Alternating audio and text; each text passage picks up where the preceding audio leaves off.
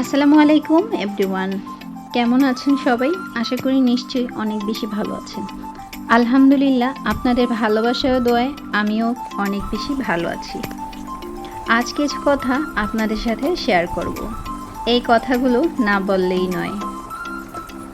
আমরা মেয়েরা বাসায় কিন্তু অনেক খাটাখাটনি করি, তবে দিন শেষে এসে কিন্তু অনেক কথা শুনতে হয়। তুমি এটা করনি, ওটা করনি, তো অজুহাতের শেষ নেই। যাই হোক, তারপর কিন্তু মানিয়ে গুছিয়ে সংসারটা চালিয়ে নিতে হয়। এটাই হচ্ছে বাস্তব। মেয়েদের এক সময় কিন্তু থাকে শৈশবে তার বাবার বাড়ি, যখন বিয়ে হয়ে যায় তার স্বামীর বাড়ি। স্বামী যদি না থাকে তখন কিন্তু হয়ে যায় তার ছেলে সন্তানের বাড়ি। আসলেই বলতে পারেন, মেয়েদের কি কোনো বাড়ি আছে? আমার জানা মতে মেয়েদের কোনোই বাড়ি নেই। তবে এই মেয়েদেরকে কেন এত অবহেলা করেন? এমন কিছু বাবা মা আছে যারা মেয়ের কষ্টটা বুঝতেই চায় না।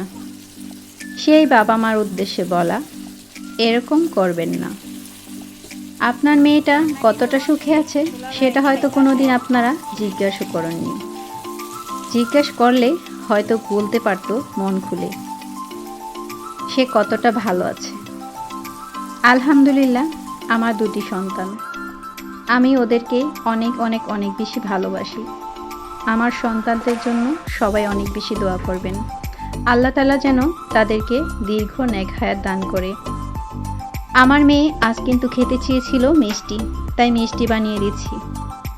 মেয়েদের জীবন কিন্তু অনেক কষ্টের, সেটা আমি কিন্তু মা হয়েছি, আমি বুঝি। এমন সময় আছে কিছু খেতে চাইলেও কিন্তু মুখ খুলে বলা যায় না, কারণ সে সংসার করছে স্বামীর। বাবার বাড়ি হয়তো ছোট থেকে বড় হয়েছি, শৈশবে অনেক কিছুই খেয়েছি, তারপরেও কিন্তু অনেক সময় অনেক কিছু খেতে ইচ্ছে করে। আর সেই জিনিসটা ভেবেই কিন্তু মেয়ে বলার সাথে সাথে আমি মিষ্টিটা বানিয়ে দিয়েছিলাম। আলহামদুলিল্লাহ, খেয়ে কিন্তু অনেক খুশি হয়েছে। আলহামদুলিল্লাহ, মেয়েকে মিষ্টি খাওয়াতে পেরে আমার খুবই ভালো লেগেছিল। আর মেয়ে খেয়ে বলছিল, আম্মু অনেক মজা হয়েছে।